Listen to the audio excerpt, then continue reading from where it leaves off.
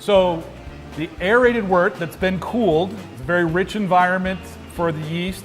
The yeast is added into the fermentation tank either from another fermenter, from beer that's finished out fermentation and has yeast at the bottom of it that we can reuse, or a brand new yeast culture is added through the door. So as the tank is filled, and it's got that wonderfully rich oxygenated wort in there, the yeast will go through respiration where it sucks up that oxygen and then will start going through its life cycle. Each cell will bud off into many cells and will actually end up with about 5 times the amount of yeast that we initially started with. And the yeast will feed on those simple sugars in the wort. And the sweet wort will become less and less sweet as the beer ferments. And the yeast will convert the sugar into CO2, which are the bubbles in beer obviously, and alcohol, which is why we go through all this process anyway, right?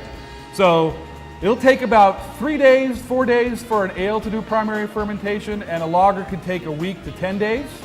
As we get to the tail end of fermentation, we're taking gravity readings. We talked about specific gravity earlier and throughout the brewing process. We're going to continue to measure the density of the wort as it gets fermented into beer, and sooner or later the yeast will start to run out of sugar to consume. And so the gravity is going to be dropping because sugar has a higher density and alcohol has actually lower density than water. So the gravity will drop, drop, drop. Eventually it'll kind of slow down, and that's when we know to actually cap off the tank. And what will happen then is that the CO2 will not be escaping, it'll be forced back into solution, and that will naturally carbonate the beer. And once the beer is naturally carbonated and the yeast has finished doing its thing, we can then crash out the tank, which is turn down the temperature. The yeast will then settle in the bottom of the tank. We can use that yeast for another batch of beer. Typically we go through about 5 generations of a yeast before we get a new culture in. The beer is then ready to be lagered, or lagering is really just a fancy word to store. It's really a maturation process. There are other strange flavors that you really don't want in your finished beer.